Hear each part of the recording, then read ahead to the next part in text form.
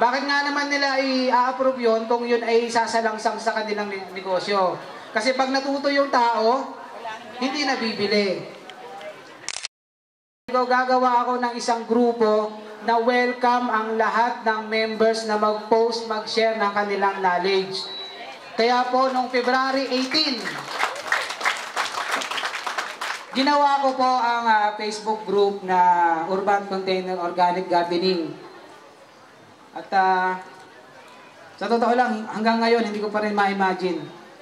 Ako po yung admin. Bukod po sa akin, meron pong ibang admin. Pero karamihan po sa akin nanggagaling yung command, yung order para mapanatili natin maayos yung grupo.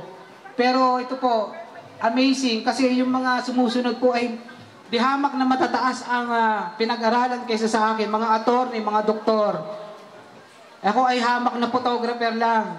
Di hamak na matataas ang nila pero sila po ay sumusunod. Bakit? Kasi po sila naniniwala na kaya kong patakbuhin ng isang grupo na tingin nila ay base sa aking kakayahan. Ito po ay napakalaking pasasalamat. Sinuho ba naman ako para magtayo ng isang grupo na aabot ng ganito? Di ba? Nakikita niyo po ba ako sa bandang dulo? Kailangan ko pahuba ng upuan. Alam niyo po, ang pinaka-importanteng nangyari sa araw na ito, hindi yung raffle, hindi yung pagkain. Ang pinaka-importante dito, nakita natin yung mga profile name sa personal. Marami po sa inyo, alam ko lang yung pangalan sa profile name. Pero ngayon, nagugulat ako. Naku, bata pa pala si ma'am. Kala ko senior na. Ganun din naman kayo, iniisip niyo sa akin. Kala ko naman pogi si Don, hindi naman pala. Pero alam niyo, lahat po tayo ay nilalang na magaganda at nasa magandang anyo. Yun ay, palakpakan natin mga sarili natin. Ano po ba ang mga plano natin sa darating? Kasi kailangan lagi may pagbabago. Kung pinaganda mo yung grupo mo ngayon, kailangan mas pagandahin mo pa.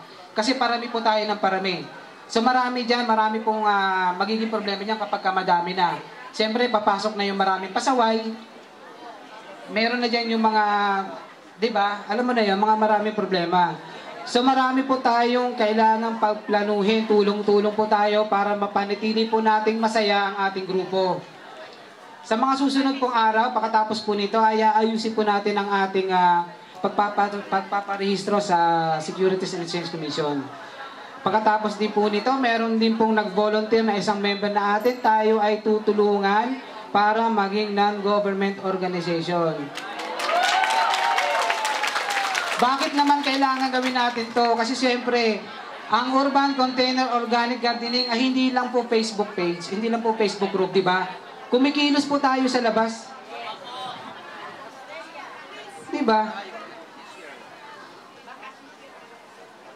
Oh, nagsisenyas na sa akin si Liz, sabi niya ganun daw.